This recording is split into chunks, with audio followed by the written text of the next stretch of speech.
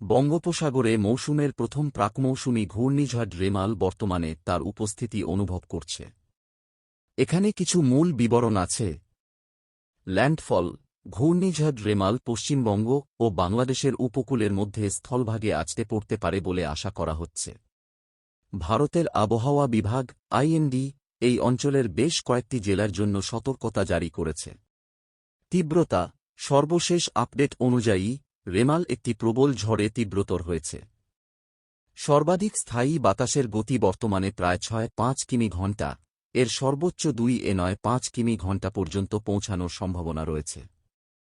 বৃষ্টিপাত: ঘূর্ণিঝড়টি পশ্চিমবঙ্গের উপকূলীয় জেলাগুলিতে অত্যন্ত ভারী বর্ষণ এবং কলকাতা এবং আশেপাশের অঞ্চলগুলিতে ভারী থেকে অতি ভারী বৃষ্টিপাতের সম্ভাবনা রয়েছে।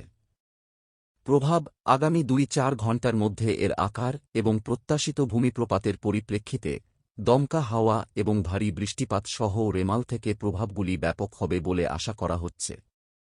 ল্যান্ডফলের পরে সিস্টেমটি ধীরে ধীরে দুর্বল হয়ে যাবে এবং বিলীন হয়ে যাবে। নিরাপদ থাকুন এবং আপনি যদি ক্ষতিগ্রস্ত এলাকায় থাকেন তবে অফিসিয়াল আবহাওয়ার আপডেটগুলিতে নজর রাখুন।